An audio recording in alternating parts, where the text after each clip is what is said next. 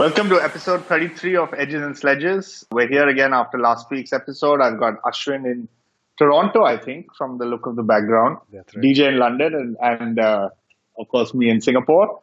So this week we've got some interesting topics to talk about. But I think first, we're in the innings break right now of the India-West Indies third T20. A dead rubber, a game that does not really mean much. I think majority of India's bowlers are rested, so much so that Chahal is one of the spearhead bowlers today and really kind of walking with a certain swagger on the field, given he's the second senior most bowler in the team today. Yeah, so let's talk a little bit about the India-West Indies series. Ashwin, thoughts on it so far? I mean, Carl Hooper was in the commentary box and it was great to see him. First time I think he's commentating. Thoughts on the T20 so far? Yeah, I mean, the truth is I was looking at it to try to figure out, and it's now the 11th of November as we record this, and the series against West Indies started on the 28th of September. So it's been, almost a month and a half, really, that we've been playing against them. Look, I thought that the test matches were essentially a good opportunity for India to get for Kohli to get some runs under his belt in the test format, and for India to try out a couple of new players, etc. The ODIs did in the middle get pretty exciting. I mean, last week you talked about some of your rants and some of the frustration you had, but the ODIs got pretty exciting for a little while in the middle, especially when there was the tied game and then West Indies victory. But the T20s, the first two games again, aside that our T20 World Cup champions, I think, in both the men's and women's game, led by Carlos Brathwaite, who took them to... He's in the 11 playing as a batsman? I don't know. Somehow it doesn't make sense to me. Yeah, I agree with that. It's slightly baffling when you see Rishabh Pant out in the outfield, running around after the ball, and DK keeping wicket. I mean, I think the whole idea would have been to give Rishabh Pant a shot. And Shikhar and Rohit not being rested, I suppose there's a certain logic to Shikhar continuing to play because he won't be playing the test matches. And I suppose Rohit is kind of the stand-in for Virat, second in command. So I suppose there is a certain logic to that, but leaving Rishabh Pant out in the outfield, I don't understand why that's being done. I think we spoke about this last week, and I think we all had our views on whether Dhoni should play the World Cup and whether Pant should replace him. But it looks like Pant isn't going to be taking the gloves for the World Cup in the near future. So I think they're just giving him some game time at the moment. Fair enough. So I guess interesting wrap up. I think whatever happens today, India's had a successful series against West Indies. Like we said, I really hope Rohit and Dhawan get out early today. I want to see Pandey, Rishabh Pant, Rahul, DK and Krunal bat. And of course, I did want to say just my 2 cents worth. I think out of the all-rounder slot where, you're talking about Pandya, Jadeja and Krunal, I actually think Krunal is the best batsman. So I really hope he gets a bit more of a chance. Yeah, I think I like his approach to batting. I think he's active on the field. He's got a useful kind of left arm spin option. So Krunal has, I think, done well, and it'll be interesting to see him in the Australia T20s as well. So that's kind of a little bit of a wrap up of India West Indies. By the way, there's a lot of cricket going on right now. There's Bangladesh, Zimbabwe, there's Pakistan, New Zealand, and the ICC Women's T20 World Cup. It's almost hard to keep up. But just a quick one from my side: the Australia-South Africa 3 ODI series has just ended in Australia. I think one key takeaway for me is I was shocked to see the stadiums empty. I don't know if that's a factor of just Smith and Warner. I don't know if that's a factor of maybe Australians need a break from cricket. It's surprising. I've never seen stadiums so empty, and for probably 2 of the top 4 teams in world cricket today. So anyway, on that, I think South Africa has kind of really taken the opportunity. I think they've played extremely well. They won the series 2-1. The middle game, Australia kind of pulled it back. They won by, I think, 7 runs. But today, I think few standout performances for me was really David Miller. We've been talking about him, I think, for the last 5 years based on his IPL performance for Punjab in 1 or 2 seasons. He came really good today, 139 of 108, Faf 125 of 114. And again, another guy who I personally like watching a lot is Sean Marsh. When Sean Marsh gets going, I think he's great to watch, right? He hits the ball so cleanly, hits it literally out of the park. So I think interesting performances. Stoinis seems to be doing well, but overall, I guess good for India that Australia lost this series, and in 10 days they got to get pull up their socks, get their act together. So Australia, South Africa, that's a little bit of a wrap up. Let's talk a little bit also about the Women's World Cup. DJ, I know you've been following it a little bit with the latest India match. Talk us through Harmanpreet Kaur's innings a little bit. Yeah, so India versus New Zealand, the women's teams clashed in the opener for India. I think it was in St. Lucia. And India was kind of floundering at about 60 for 3. Some interesting moves in the batting order. So Harmanpreet actually comes into bat at number 5. She's the captain as well.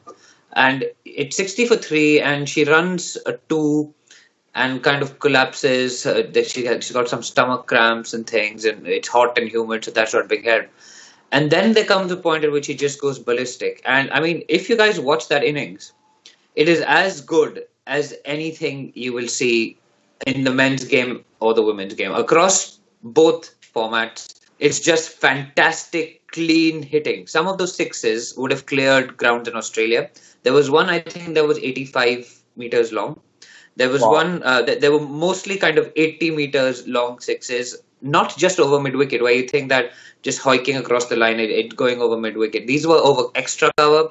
There was some straight hits. It was just fantastic, clean batting. And I think there was a great stat that no team had actually hit eight sixes in a women's T20. I think, Ashwin, you tweeted that from our account. No women's T20 had seen 8 sixes being hit, and Harmanpreet in her innings of 103 or 51 balls actually hit 8 sixes all by herself. And then New Zealand came out with kind of their own response and almost did pretty well to get close, but in the end, India won by 34 runs. And what I think that has done, and if you remember back last year or the year before when the Women's World Cup had taken place in England, Harmanpreet had scored 171 against Australia and kind of gone ballistic there as well. When she got 100, she had a go at her non-strike. The non-striker was about to get run out, because you can see the passion with which she plays her cricket. And I mean, it's just fantastic what she can do for the women's game in India. I think it's what Gavaskar, Tendulkar and Virat Kohli did for the men's game. I mean, that is kind of the stature I think that she's slowly picking up, and it's great to watch. It's the interest in the women's game is increasing, and I mean, I think you're seeing that all over the world with the women's Big Bash coming up. I don't think we're far from where the women's IPL is going to be played soon. And so it's actually becoming a viable option to play cricket for women in India as well as watch those games. I mean, I'm watching those games, and it's good quality cricket. It's got a lot of skill involved. Obviously, a lot of power is coming to the game as well. So I think this World T20 is really going to be a breakthrough for women's cricket as well. Yeah, interesting. You talked about power, right? I was reading an article or an interview of hers where she talked a little bit about how her dad's friends would come to drop her to the airport for a tour. And just before she would leave, they would kind of say, like, in Hindi, right? Like, beta, koi fayda nahi hai sixes marne ki koshish karne ki, aap singles or doubles hi le lo. Playing out the whole thing is the main.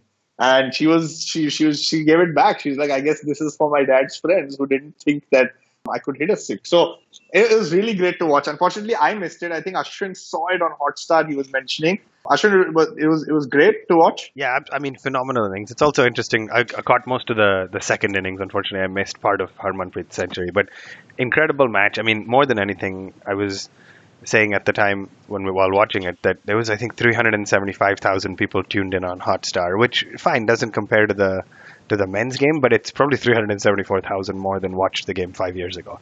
And I think as fans of the sport and as podcasters, and it's important that we support the game as well. The quality of cricket is top notch. I mean, Poonam Yadav and I forget who it is, the other spinner, bowled a beautiful 7 or 8 overs in the middle overs where they picked up 5 wickets between them.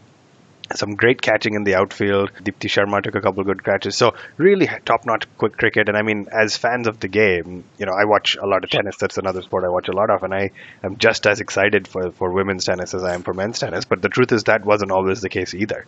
And so it is important that we keep supporting the game. And I just feel really good about Team India in this tournament. I believe the Aussies are the favorites for this one, but it's also important to mention that, while this is being heard as a podcast for most of you, we are broadcasting this on Facebook Live, and at the time of broadcasting this, the India versus Pakistan women's game has just started as well, and India managed to pick up a wicket in the first over. So Pakistan was 2 for 1. So far so good start in that first over, and let's hope the matches can keep the high quality that we've seen so far. Yeah, it's almost like they could make another Chak De movie, and I can imagine the Australian team saying, Who's Dee? Right? Like that was pretty iconic in the Chakde movie. All right. Just on that, actually, the article that Anisha Ghosh has written on Cricinfo, which we've tweeted, I think, about Harmanpreet. I mean, I think that's the article you referred to, Varun. It's a really good article. It's a really good profile, I think, of not only a cricketer, but a person. And to find out what kind of challenges she's gone through. So I think some of our listeners should read that article. And I think it's a really well-written article by Anisha.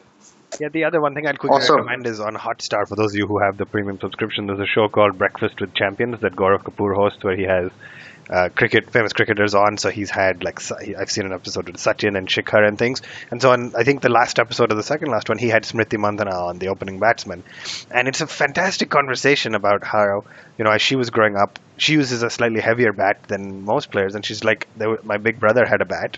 And I never had my own bat. I used to play with his bat, and then I kind of got used to it. There were no whites available for her for girls when she was growing up playing cricket, and she got called to the India under-19 side at age 11. And so they took her brother's whites, and her mom cut them shorter, got them altered, and she went out to play. And so and same thing, like she was a middle order, lower order batsman, and there was nobody to open, so she went up and opened. And now, I mean, she has a contract in the Women's Big Bash, has made played some really big knocks both in England and Australia. So fantastic times. I'd encourage people to go watch that episode as well, because it's a really, really fun episode. Awesome. And in talking of stories and getting into the person, not just the cricketer, DJ, what the hell happened to Kohli this week, man? I think he was reading out some question or some comment of a fan on the app that said, I like batsmen from other countries, and Kohli kind of just said, if you like batsmen from other countries, you should go live there. What is it, man? Is this vegan diet really worth it? If it's going to drive you to make comments like DJ, before you answer, it's important to clarify. He said, I like the English and Australians better than I like these Indians. Which is an important part of the phrasing for me. True. So it came in the context of the launch of his app, I think. So there was a question and answer session for the launch of the Virat Kohli app. So Virat Kohli has obviously joined illustrious people like Akash Chopra in having their own app. So let's see how these apps do between themselves. But I think in some ways it just sounds like a bit of a setup. Yeah, it sounds like a PR for this app. It really does. I mean, it's such a silly kind of thing. He doesn't really say who the fan is. He's read out the tweet. He pretends to get angry. I mean, maybe he actually got irritated by it, and then the whole world kind of just overreacts to it. Say, this guy got married in Italy. He likes Herschel Gibbs. He likes Roger Federer.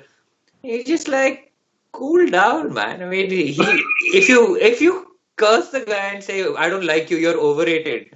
Oh, I mean, the one thing is, if it's not a publicity stunt, it will irritate him. I mean, the kind of pressure that these guys are under, it will irritate him. He'll say, okay, he could have handled it a bit better. I agree. And he came out and apologized for it later. He said that I can't do the trolling. I'm only going to get trolled or something on Twitter later. But it seems a bit too contrived, a bit too convenient. He's also like publicizing his shoes, the 1/8 shoe that he's designed. So he's like out there pushing that stuff on social media continuously. So I don't know. I mean, I can't be too fussed about it, but I mean, if he did have a little bit of a slip there, I mean, he's earned it. He's been in the spotlight for so long. Why not? That's my 2 bits on that. Fair enough. I mean, I think if it's a PR stunt, I think it's great. Everyone now knows Kohli has an app, and people are probably downloading it because it's Kohli. But if it was not a PR stunt, I genuinely think it's extremely stupid to come out and make a statement like that, especially since you have a lot of fans in other countries who do say you are probably better than Smith or Cook or Williamson or Root. So, yeah, to me, I was just like stunned. I had to watch that 2 times to see, did he really say that?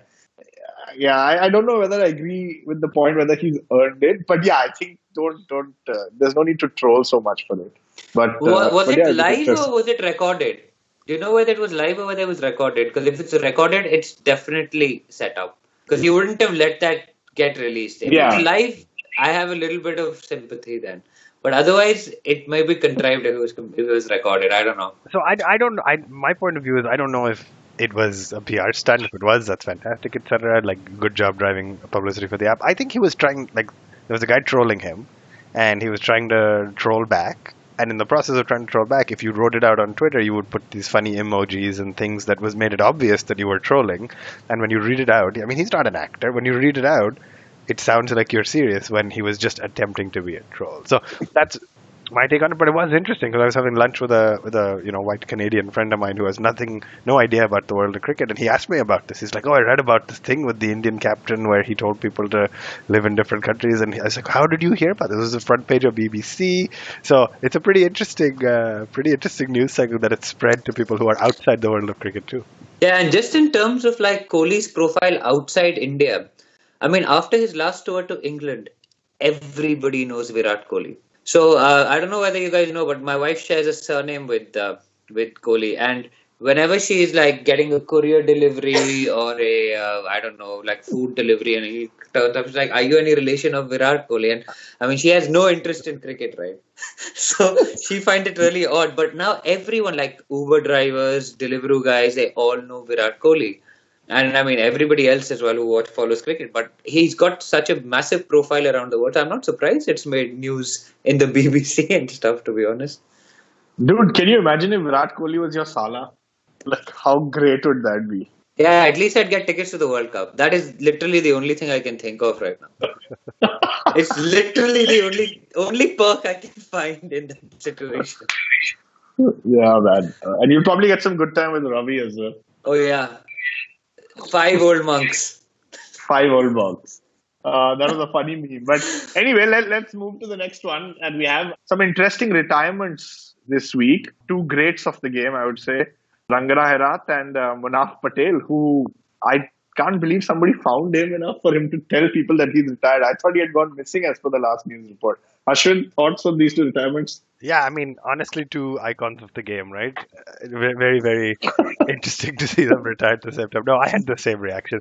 Funny, I looked him up after I saw that he retired. And anybody know how old he is? Does either of you have an idea how old Munaf Patel is? 37? 32. He's 35, which is a lot younger than I thought.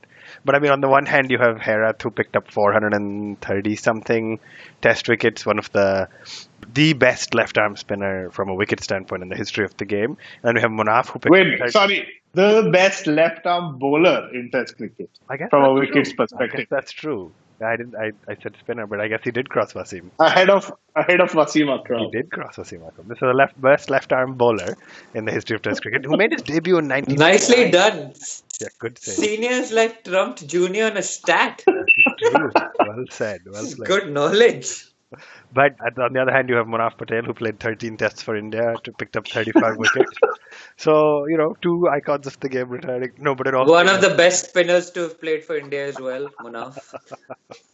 But Munaf always just looked so lost, man. Like, he had no idea. Like, I remember Dhoni telling him, like, I didn't tell you to field there. I told you to field there. Munaf is running on the other side. Bhai galti ho gayi. And he's even made... And I mean, reporters have asked him, do you have any regret in retiring? I mean, was he even part of the plan? Like, was he... Like, I don't know what the thinking was around that question, but he said that I have no regrets. All the people I played with have retired already except me. And, making comments like that. So, yeah, Munaf. I mean, I personally remember Munaf for one cotton bowled of Kevin Peterson in the 2011 World Cup in the game where it was a tie. Like, the ball came back so fast at him, he had no idea what happened. It kind of popped up on his chest and it just landed in his hand. And Kevin Peterson was shocked. Munaf was shocked. I think everyone in the stadium was shocked. So that's my memory of Munaf. But talking about Herath, I think the other stat that I saw on Herath is that post the age of 30, and of course this has to do with when he kind of started, etc. He has the most wickets for any bowler post 30. So I think in a time where Sri Lankan cricket went through a kind of mass exodus of bowlers, this guy actually single-handedly won them like test matches, test series. We talked about, I think, Jimmy Anderson taking 100 wickets at Lords. I think Herath has got 100 wickets at multiple grounds in Sri Lanka. So really kind of big achievement. I think it was, DJ, you said this, it was kind of fitting that he got run out and was the last wicket of the match. But yeah, I think good career, good decision to kind of move on. I think age kind of caught up with him. So, but I think we'll miss Herath, watching him bowl in Sri Lanka specifically. And talking about the England versus Sri Lanka series, DJ, I think you've been a bit overly excited about the streaking going on? I haven't seen anything yet. Why don't you share a little bit? Yeah, so basically what's happened is, so let's start from the beginning, right? Before the series started, there was a lot of noise created by the Barmy Army and English fans that, oh my God, we're paying 50 times the price that local pays and this and that and whatnot, okay? They're like tweeting to Swan and I don't know, Jonathan Trott and all these ex-players, can you do something about this? Are tweeting to Mahela Jayawardene, Sangakkara, this is unfair. How can this happen? Okay, fine, and nothing's done about it eventually. During this Gaul test match, there are two streakers that turn up, including one just after, like, in the dying moment of the game when Rangana Herath is retiring, it's his moment and all of this. One of these idiots decides to turn up and go streaking, and you're just like, have you no sense of culture, no sense of being appropriate, no sense of like occasion? I mean, Brits on holiday are literally the worst people. It's like they own the bloody planet. It's horrible to watch. I mean, you're just like, why do you do this in your own country? You'll never set foot in at Lords or the Oval or Wimbledon again. Go and do it there. The fact that it's another country and it's like, okay, yeah, you're never probably going to go back there. It means it's okay to like basically run around naked. I just find it amazing that the response from British commentators on this kind of thing is like, oh, this is very amusing. But it's not amusing. Did you see the policeman just take the guy down? This is I an didn't see icon that. of Sri Lankan cricket who's retiring. It's his big moment. If some idiot had run out when Alistair Cook was having his last moment, how would that be? That would not have been fucking funny, would it? Sorry for swearing, but I mean, it's really irritating. It's inappropriate. It's not funny. And it's basically reflective of a culture which says, yes, we're going to pay and we're going to drink and we're going to do whatever we like. Because we're not in our own country. So we're on holiday and all bets are off and do whatever we like. So it's really riled me up for some reason. And I mean, George Dobell came out and said, this guy is just an idiot. Why is he doing it? And other people are like, oh, it's a bit of a laugh. The Barmy Army dare you to do it. I don't know whether they actually do that, but they pass a hat around and you get 500 quid if you do it. I mean, it's just reflective of a culture in decline and lack of sensitivity to other people's boundaries and culture, which frankly I have no place for, and it really riles me up, to be honest. I don't know, what do you guys think about this, Ashwin? Yeah, I mean, I think your sentiment's correct. I think I echo it a little bit. I do understand the aspect of just having a little bit of fun, but I do 100% agree that it needs to be the same at home and away. It's like, you hear the analogy a lot about, even in Indian culture, people travel to the West and will pick up their litter after them, and then at home they'll throw things around. So why does the reverse apply for the Britishers on holiday? Like, everybody's okay treating the South Asian nations like crap compared to their own country. So that was disappointing. I do think it's important really quickly to say it was a big moment for England to win a test match in Sri Lanka after having lost many away matches on the road. I think they lost 7 in a row away.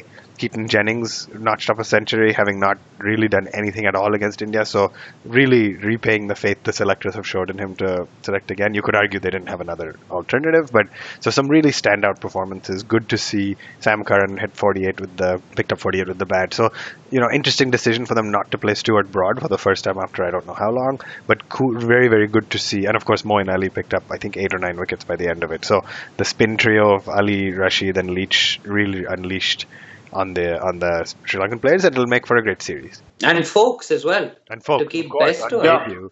I mean, I thought Cricinfo had a typo, man, because I read Ben Folks scored 100, and I was like, who the hell is Ben Folks? Shouldn't it be Ben Stokes? We were one person away from Wokes, Folks, and Stokes all playing together. That would have been the dream. Yeah, that would have been the dream. Seriously. Yeah, but you're right. It'll make for a good series. I think Jimmy Anderson said it himself that actually picking up wickets on a Sri Lankan wicket is more satisfying than picking up wickets at Lords. So I think he's up for the challenge. I think great start to the series. And like I said, a lot of cricket going on, so it should be fun to watch. Yeah, and I think last topic for today from our side is this. I don't know if everyone has seen this video of this rotating action bowler, right? This guy, actually, I don't know. Do you guys know which game it was in?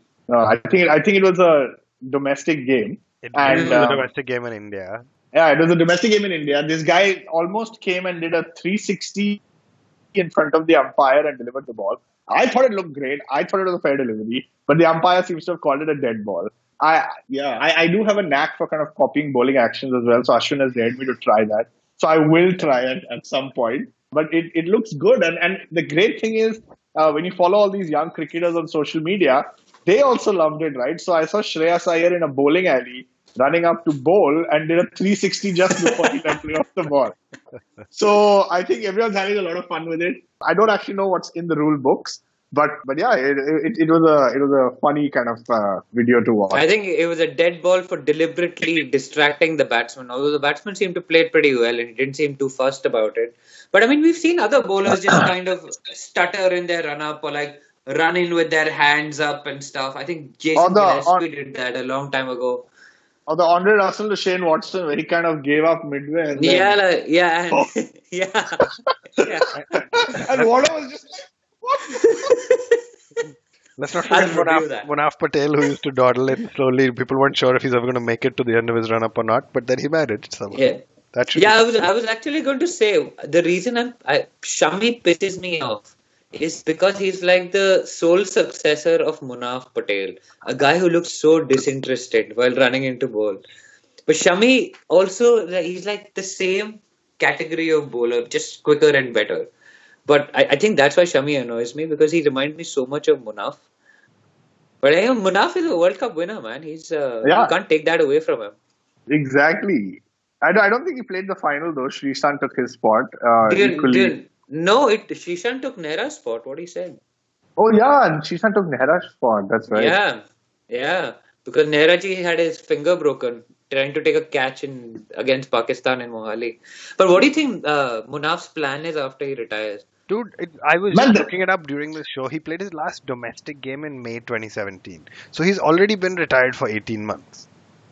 Like, it's been a year and a half. So now he decided to announce it for some reason to get in the media. Maybe he's releasing an app or something. Who knows? Yeah, dude.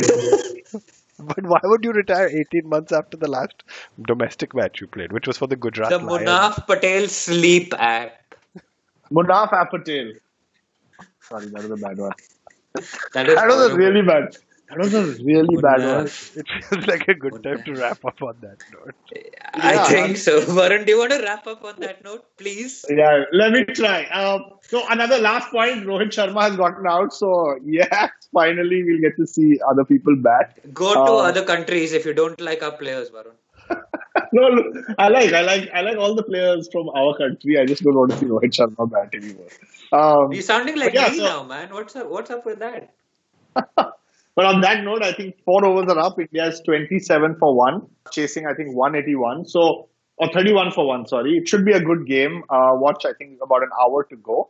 And that's the end of this week's episode. Tune in with us next week. Do share this with your friends. I've been asked by DJ and Ashwin to say, I think, something along the lines of pay it forward. So, tell 3 people. They'll tell another 3 people. They'll tell another 3 people. That's how we grow. And hopefully, we can one day aspire to have an app of our own.